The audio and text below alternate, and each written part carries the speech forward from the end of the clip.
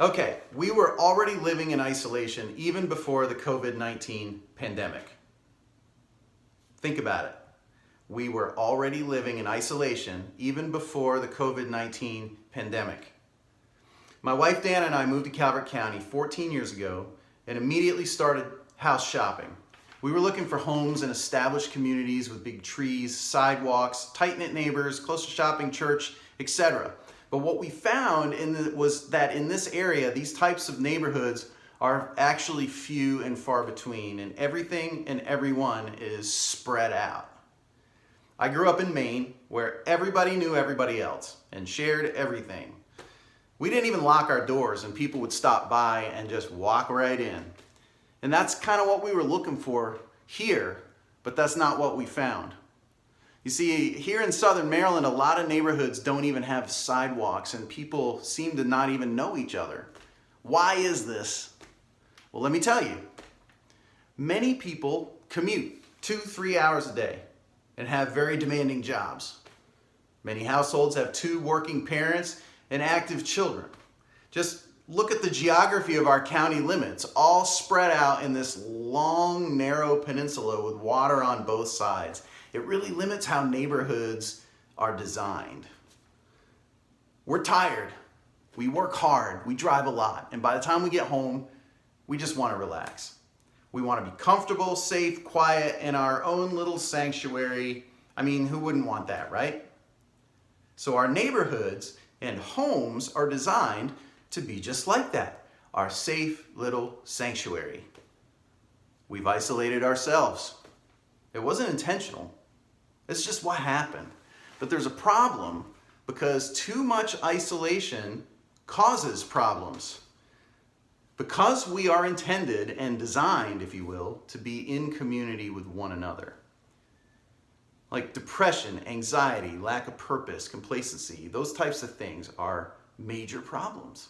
And isolation is actually the opposite of community, but not just any kind of community. See, positivity is all about living life together in community with a purpose. Folks, we're home right now because we have to be. I don't know about you, but it's caused me to reflect on this very, very thing. And I'm speaking to myself as much as anyone else. But there is a silver lining here. We have more time to reflect on what's really important in our lives. So I want you to ask yourself, does your life have purpose? Find purpose and you will find positivity. Community without purpose is a life prone to isolation. So here's my encouragement. Take this time to figure out how you can be more involved in community, but not just any community. Find community with purpose. Community with purpose is all about giving, not receiving. It's about impacting other people's lives, as opposed to community without purpose, which oftentimes just consumes our time and energy but produces little fruit. These things can be fun, but they have very little impact. Take a close look at the things that eat up your time and don't produce fruit. Things that consume your energy, but add little value, and simply start to eliminate them. Then replace them with things that grow and build community. This is how we can have a positive impact on our community. Go for a walk in your neighborhood and get to know your neighbors. Invest in friendships.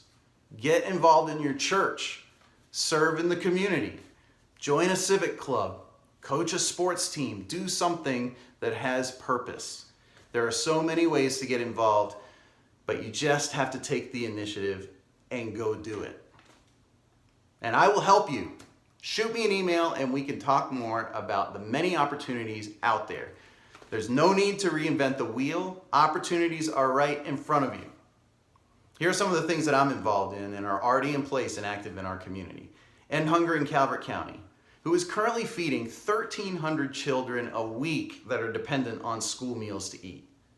Rotary Club Prince Frederick is active in education as well as water and sanitation projects all over the world, and we're always looking for more members.